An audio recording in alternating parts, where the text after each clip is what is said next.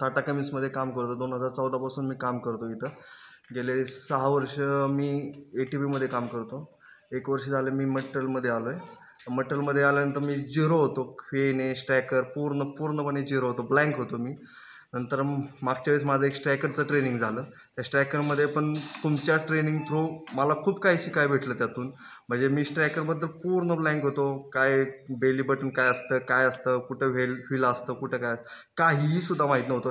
ह्या ट्रेनिंगद्वारे मला एवढं काही माहीत झालं की मी पूर्णपणे स्वतः कुणाचीही मदत न घेता मी चालवू शकतो.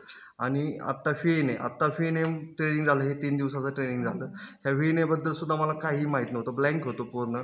आणि आता मला पूर्णपणे माहिती दिली आहे शेख सरांनी आणि त्याबद्दल मी त्यांचं खूप आभारी आहे.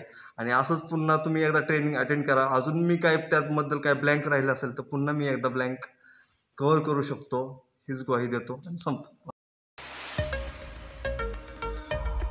Forklift Academy of India.